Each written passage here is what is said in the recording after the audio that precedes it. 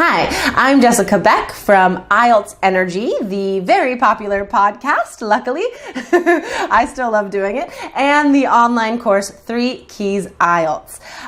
Today, I'm taking a little bit of a break from our recent series about how to score highly in all the categories for writing. I thought it was time for a vocabulary episode. So, recently there has been a question on the exam about describing a novel or a book.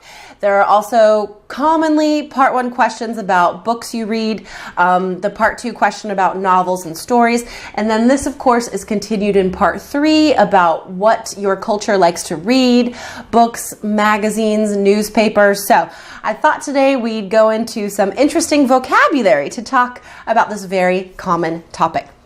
The first vocab word, which I love using and teaching, it's genre. Now, of course, this is a French word, but we do use it in English, so it sounds impressive when you use it on the exam.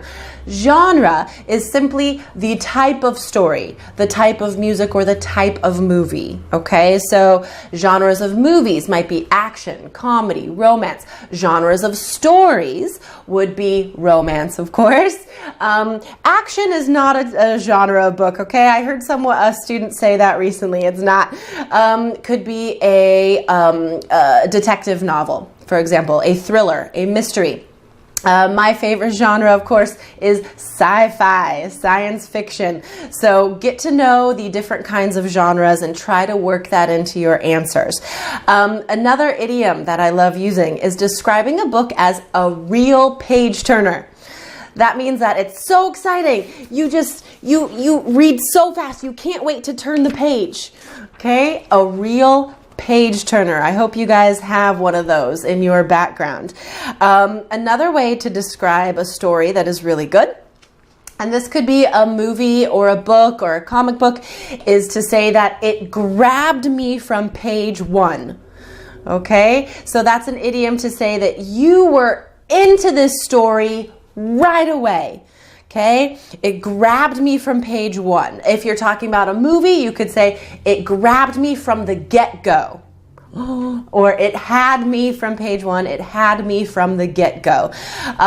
These are really native speaker idioms that you do not hear other students use. I don't hear students use these at all.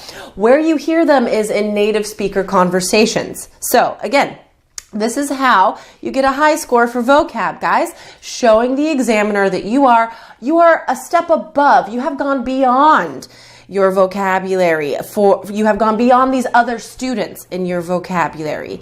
Okay, so practice using these idioms, write it down, practice using them in conversation and in your IELTS practice. You could also say that a book or a story was a great read. It was a great read. Now remember, guys, you can be honest. You can say that the last book you read was not a great read. That is also an interesting way to approach your answers and an honest way to approach your answers. And I think when you're honest about your personal experiences, that's when you relax, you become more natural in your pronunciation and more specific in your vocabulary. So this advice that I'm giving you, these phrases I'm giving you, are not just to increase vocabulary, but to increase your scores across the board. The last thing that is something interesting to talk about is the characters, okay?